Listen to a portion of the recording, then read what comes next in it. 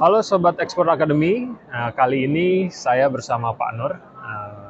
Beliau ini merupakan salah satu mentor di Ekspor Academy dan juga penulis buku dari buku Ekspor Itu Mudah. Nah, teman-teman bisa lihat di sini kalau ini sudah banyak kopinya ya, dijual di marketplace maupun secara online. Nah, Pak Nur, saya dengar-dengar nih Pak Nur, kemarin itu Pak Nur baru pulang dari Jepang. Di Jepang ya, Berapa lama tuh Pak Nur di sana? lumayan lama ya, ada 10 hari saya di Jepang. Wah, kayak umroh aja ya, Pak. Nah, di sana ngapain aja, Pak? Ya, jadi saya ada acara di Tokyo, ada pameran. Oh, oke, pameran. Jadi di Tokyo itu ada pameran besar namanya Foodex, pameran khusus makanan ya dari berbagai penjuru dunia yang ingin masuk ke pasar Jepang. Ya, jadi nah yang menarik adalah nih Bang Sarul, Jepang itu sekarang concern dengan produk-produk makanan halal. Oke. Jadi bukan hanya buat kaum muslimin, tetapi juga orang Jepang sekarang menganggap bahwa sesuatu makanan yang halal itu berarti diolah secara baik dan berasal dari bahan makanan yang baik. Gitu, makanya juga populer dan produk-produk halal sekarang naik daun di Jepang. Oke. Kemarin Pak Nur bawa produk apa, Pak, kira-kira? Saya sebagai nggak ikut peserta pamerannya ya, saya ikut Hadir ya? mensupport aja, ikut mensupport. Kebetulan ada partner kami di sana yang ikut dalam pameran itu. Jadi kami sendiri tidak ikut pameran, tetapi mensupport dia. Jadi ada produk kita yang memang sudah dipasarkan di sana ya. Nah, gitu. Produknya hasil pertanian, Bang Sarul, biasa. Ya, produk yang waktu itu ya, Pak. Cabai ya. Cabai dan bawang merah juga ya, yang memang untuk konsumsi. Jadi kita ekspor dalam bentuk, kalau cabai dalam bentuk frozen, kalau bawang merahnya dalam bentuk segar. Ya, jadi saya juga tahu nih teman-teman, kalau ekspor ke Jepang itu kan banyak tantangannya ya, Pak. Dan Jepang itu merupakan salah satu negara yang sulit untuk dimasukin oleh apalagi negara-negara seperti kita gitu, Pak, yang kita itu kadang tidak terlalu concern terhadap kualitas, sertifikasi gitu, Pak. Jadi mungkin bisa di-sharing, Pak, apa saja sih trik-triknya gitu. Nah, kelebihan pasar Jepang itu, jadi ada kelebihan ada kekurangan ya. Kalau boleh disebut kelebihan dulu ya, kelebihannya daya beli orang Jepang tinggi. Mereka bersedia membayar mahal, tetapi dia yakin mutunya bagus gitu ya. Jangan kaget, harga mangga di Jepang harganya bisa jutaan rupiah. Wow. Sekilo gitu ya. 1 kilo, Pak. Iya. Masya Allah. Ya, untuk mangga yang memang punya kualitas dan dikemas dengan kayak memang kelihatan itu barang mahal, barang mewah gitu ya, gitu. Nah, terus mereka juga concern dengan yang sifatnya berkaitan dengan lingkungan. Kemudian concern dengan higienis ya, concern dengan residu pestisida. Khusus untuk hasil pertanian ini yang tantangan yang paling besar buat produk-produk pertanian Indonesia ya, karena syaratnya standarnya tinggi sekali, bukan tinggi, rendah ya, rendah sekali syaratnya, artinya harus bisa lebih rendah daripada yang disyaratkan. Oke. Syaratnya maksimum residu pestisida 0,01 ppm. ppm itu part per million, sejuta, jadi 0,01 per sejuta bagian residu pestisida. Nyaris nggak ada lah, nyaris nol, tapi ya ada sedikit gitu. Oke, jadi berarti standar di Jepang dengan standar di Indonesia tuh jauh berbeda ya, Pak? Jauh lebih tinggi. Jadi di Indonesia juga punya standar ya untuk residu pestisida ya. Kalau saya tidak salah 3 atau 4 ppm. Ya itu juga sudah rendah, itu rendah sekali. Nah, ini kalau di Jepang 0,01 ppm. Jadi sangat rendah. Tapi wah, bagaimana bisa negara lain bisa, Bang Sarul. Sekarang secara rutin ya produk-produk pertanian masuk ke Jepang, dari Thailand sudah tentu ya. Sekarang dari Vietnam masuk.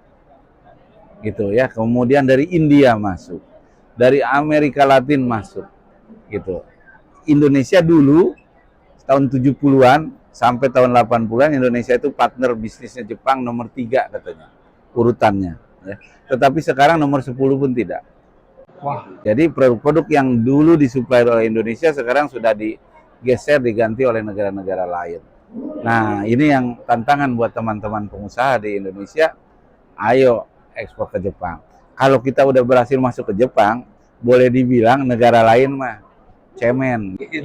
gitu ya Pak. Betul, termasuk Eropa dan Amerika. Ya, Jepang jauh lebih tinggi. Oke, jadi Jepang itu bisa jadi barometer ya Pak ya. Meter. Ya, dan sekarang nih geliatnya luar biasa. Saya juga kan sempat sesudah pameran itu berkunjung ke salah satu diaspora Indonesia yang berhasil jadi pengusaha di Jepang. Beliau mendirikan distribution center ya di satu kota kecil di Jepang, tetapi mendistribusikan produknya ke seluruh pelosok Jepang untuk produk-produk halal, makanan halal. Banyak dari Indonesia ya, produk-produk macam-macam, ada keripik, ada kerupuk, ada olahan macam-macam ya, sampai tempe dan sebagainya. Permintaannya tinggi sekali. Ya, jadi sampai beliau menyatakan pokoknya yang menurut Bapak enak kasih tahu saya gitu. Ya, termasuk hasil-hasil pertanian seperti pete, Teh jengkol ya Pak. kalau pernah dengar daun pisang bisa diekspor, daun pisang juga untuk orang sana pengen bikin lontong, bikin apa pakai daun pisang asli gitu. Terus daun-daun jeruk purut, daunnya gitu, Masih banyak ya Pak ya. jamur ya, macam-macam. Oke, jadi itu kan berarti barang-barang yang biasa dipakai orang Indonesia ya Pak. Nah berarti potensi orang Indonesia yang menetap di Jepang itu jumlahnya cukup banyak ya Pak? Juga banyak. Ya, jadi pembelinya terutama memang orang Indonesia yang umumnya bekerja di industri-industri di Jepang. Oke. Jadi kalau di Jepang bukan sebagai seperti apa, mohon maaf di daerah negara lain kan jadi asisten rumah tangga atau apa, tidak. Kalau di Jepang di industri. Banyak pekerja di pabrik ya. Pabrik ya, dan di beberapa kota-kota industri itu ada komunitasnya orang Jepang. Selain orang Jepang juga ada komunitas orang Bangladesh, orang Pakistan, orang Nepal yang mereka juga pekerja dan mereka juga Muslim. Gitu. Jadi inilah apa menarik kehidupannya ya. Ada masjid tempat mereka berkomunitas, itu ada masjidnya orang Pakistan, ada masjidnya orang Indonesia. Tapi ada satu daerah yang memang gabung mereka. Nah, mereka butuh ada supermarket yang jual produk-produk halal, ada rumah makan yang jual produk-produk halal, gitu. Belakangan orang Jepang juga ikut-ikutan. Tarik, oh ternyata produk halal itu sesudah dipelajari bersih, higienis, ya diolah dengan baik, dengan standar yang baik, bisa tertelusuri, gitu. Itu kan udah memenuhi, menarik buat mereka. Iya, iya. Ya, dan saya juga tahu banyak banget nih apa namanya warga negara Indonesia yang sering liburan ke Jepang ya Pak ya. Tapi ada kendalanya gimana caranya cari makan susah gitu Pak. Nah, itu juga secara sengaja pemerintah Jepang memang mempopulerkan ya wisata di Jepang. Selama ini Jepang itu tidak tertarik dengan bisnis pariwisata. Ya, sekarang ini sejak berapa tahun terakhir ya, di mana-mana sudah banyak papan-papan petunjuk ya. Dulu saya berapa tahun yang lalu ke Jepang, masih di mana-mana hurufnya huruf kanji Jepang. Kita bingung deh. Nah, sekarang semua udah ada terjemahannya dalam bahasa Inggris di mana-mana gitu. Juga mereka mendorong para pengusahanya untuk menyediakan produk-produk halal. Karena banyak para wisatawannya yang berasal dari negara-negara Muslim. Nah, terutama Indonesia ya Pak ya. Sekarang gampang Bang Sarul, ada aplikasinya. Kita restoran mana nih yang halal yang dekat cari. Oh gitu, luar biasa, menarik.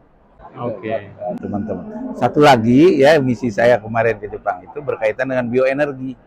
Bioenergi. Jadi Jepang itu sudah bertekad ya bahwa secara bertahap dia mengurangi emisi karbon dengan mengalihkan sumber energinya dari energi fosil, artinya dari bahan bakar minyak, dari batu bara, beralih ke bahan bakar yang terbarukan. Oke, renewable energy ya Pak. Jadi, sekarang ini ya permintaan terhadap bahan-bahan energi terbarukan itu luar biasa. Ya, tinggi sekali, dan mungkin teman-teman sering dengar sekarang juga mereka hunting ke berbagai negara termasuk Indonesia. Ya, cari sumber-sumber seperti wood pellet, Pellet, cangkang sawit ya Pak ya. ya, terus cangkang sawit, ya. Sekarang juga mulai di ini juga tandan kosong sawit yang selama ini belum dimanfaatkan juga itu. Tandannya ya Pak. Tandan kosongnya, ya bukan cangkangnya. Cangkangnya sudah diekspor ke Jepang. Ya, terus tandan kosong sawit. Ya. Dan kemudian berbagai biomas, kemarin saya juga hadir di pameran biomasa internasional judul pamerannya. Jadi ada produk-produk biomasa dari berbagai negara juga yang ingin masuk ke pasar Jepang. Supplier utamanya sekarang produk-produk biomasa itu nomor 1 Kanada. Oh, dari Kanada. Iya. Nomor 2 tetangga kita Vietnam. Wah, Luar biasa. Indonesia belum kesebut. masih di luar 10 teratas ya Pak ya. Jauh ya, padahal kita yang punya hutan terluas ya sesudah Brazil ya. Gitu. Terus luar biasa kan ininya sumber dayanya. Nah, tetapi memang ada syarat-syarat, ada standar yang harus dipenuhi. Itu. Nah, tetapi begitu itu bisa kita penuhi, ya Kita bisa menguasai pasti Pak. jadi orang Vietnam aja bisa, masa kita tidak kan gitu. Betul, betul. Gitu Bang Sarul. Jadi wah Jepang luar biasa dan berbisnis, kebetulan saya juga sudah berbisnis dengan Jepang cukup lama. Saya ada ekspor ke Jepang, juga ada impor dari Jepang. Saya mengimpor teknologi bahan aktif untuk pengganti pestisida. Pengganti, ini bukan pestisida tapi penggantinya. Penggantinya ya. Mengendalikan hama tanaman. Kalau sekarang kan disemprot pakai racun kimia. Nah, di Jepang udah lama nggak dipakai. Nah, pakai bahannya namanya feromon. Feromon. Nah, feromon itu bahan yang dihasilkan oleh serangga untuk memikat lawan jenisnya. Itu diproduksi sintetisnya Oh, sintetisnya Pak. oleh Jepang. Jadi kita bisa suntikan ke bahan apa saja ya. Yang nanti hasil ada risetnya. Kemudian taruh di tengah kebun, datanglah serangga. Disangkanya ada lawan jenisnya. Tinggal kita siapkan perangkap. Oh, gitu. Biayanya murah, ramah lingkungan, tidak ada residu pestisida kan, Iya, iya, iya. dan mudah dilakukan. Alhamdulillah sudah dipasarkan di Indonesia. Saya sudah punya izin edar untuk feromon untuk bawang merah, feromon untuk kelapa sawit. Oh, jadi belum semua tanaman bisa diaplikasikan Pak. Tanaman kan serangganya beda-beda. Jadi harus di riset jadi sesuai dengan jenis serangganya masing-masing. Tetapi di Jepang dan di Thailand sudah lebih dulu juga bekerjasama dengan Jepang ini udah lebih banyak tanaman yang kita juga terus masih melakukan riset dan kerjasama sama Jepang. Dia nggak mau kalau nggak pakai riset dulu. Gitu Pak. Biarpun dia udah yakin tapi harus coba dulu. Sekali nyoba 1 tahun. Wah, berarti emang prosesnya panjang sekali. Ya. Tetapi kalau kita sudah berhasil bekerja sama dengan Jepang, insya Allah perusahaan Jepang tidak mudah lari ke lain hati. Itu kelebihannya ya. Dia akan tetap komit dengan kita sepanjang kita juga komit dengan mereka. Oke, jadi menarik sekali teman-teman. Banyak potensinya, apalagi tadi ya di bidang pertanian, di bidang biomasa. Apalagi saya sangat tertarik tuh Pak di biomasa, karena pasti ordernya itu dalam jumlah besar ya Pak? Besar sekali, besar sekali. Jadi ada perusahaan, sekarang kan gini, dalam sekian tahun ke depan, power plant itu, pembangkit listrik yang sekarang berbahan bakar batu bara, harus diganti dengan bahan bakar lain. Gitu. Dan ada jadwalnya itu, tahun ini sekian persen, tahun 2030 harus sudah habis diganti dengan bahan bakar itu. Bayangkan mereka hunting pengganti batu bara. Itu juga yang termasuk bahan bakar untuk kendaraan bermotor, mobil motor, mesin-mesin genset, kemudian termasuk pesawat terbang. Itu harus diganti semua dengan bahan bakar yang terbarukan. Gitu. Menarik kan? Menarik sekali sih Pak. Nah, terus juga dengan sekalian saya ke Jepang, saya juga bertemu 2 perusahaan yang sedang melakukan pengembangan ya.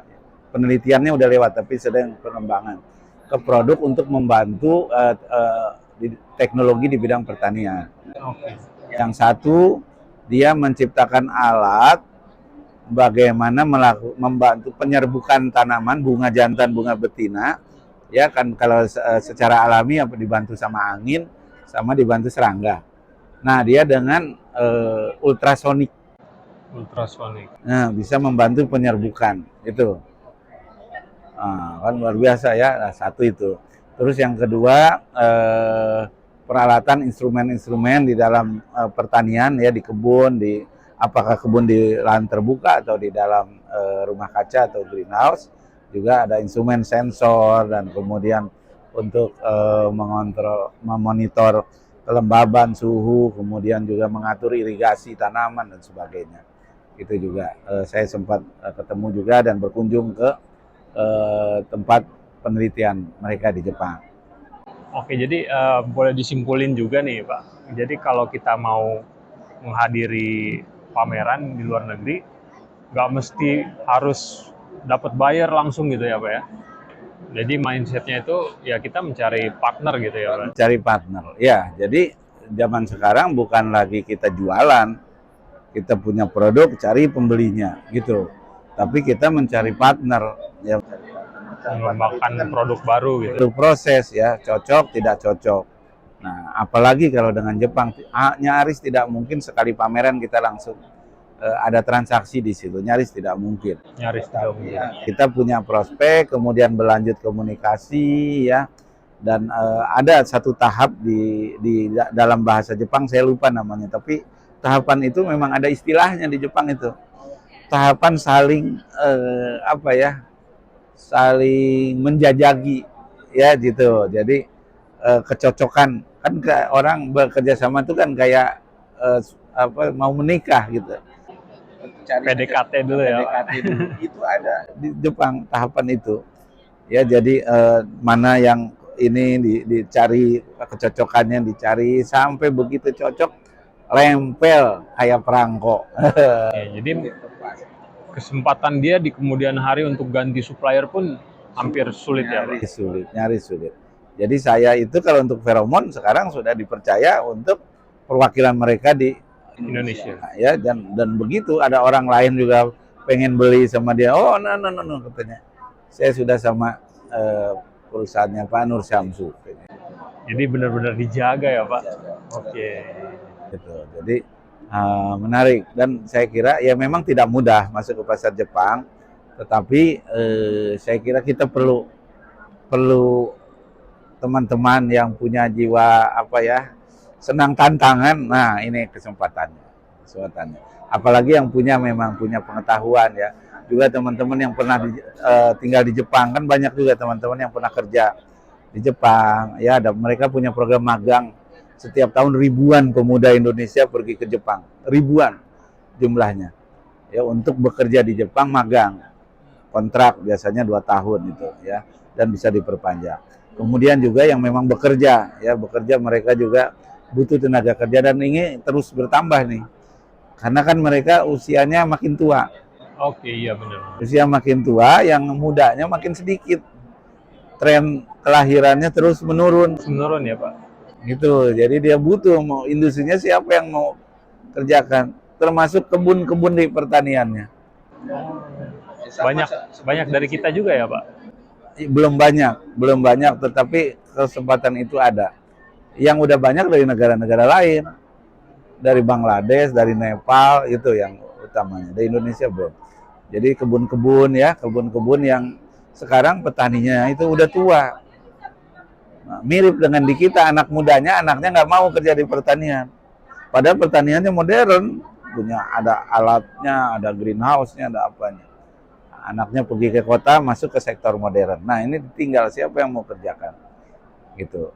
Nah ini banyak dan juga banyak teman-teman juga sekarang lembaga-lembaga yang membantu teman-teman yang berminat kerja di Jepang, ya gitu, dicarikan tempat bekerjanya di sana, kemudian belajar bahasa Jepang dan sebagainya. Bahasa Jepangnya juga nggak usah canggih-canggih karena tidak dituntut biasanya. Dituntut ya ada level-levelnya sih, level yang paling ini aja, minim aja gitu, untuk bisa bekerja itu. Oke, jadi bahasa itu bukan faktor yang paling. Wah, saya ketemu dengan beberapa pekerja di sana, dia diminta belajar bahasa Jepang, tapi tidak seperti kalau mau kuliah di Eropa, di apa gitu ya, Ada standarnya gitu ya, Pak. kayak gitu Pak, katanya cuma belajar sebentar aja asal bisa buat bicara sehari-hari. Karena dalam pekerjaannya nanti lebih banyak bahasa Inggris. Atau bahkan percaya nggak, saya WA-nya bahasa Indonesia. Oh iya, Pak. Nanti dia balasnya WA-nya bahasa Jepang. Kayak Google Translate, saya jawab lagi dalam bahasa Indonesia, nanti dia terjemahkan.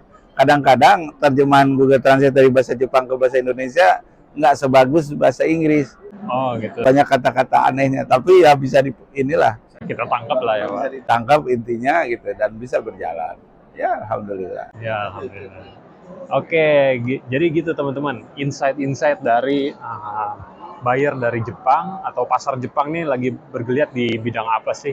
Tadi ya kita bisa simpulkan ada di bidang makanan halal, Bioenergi. bioenergi ya. Dan pertanian tadi ya, Pak ya.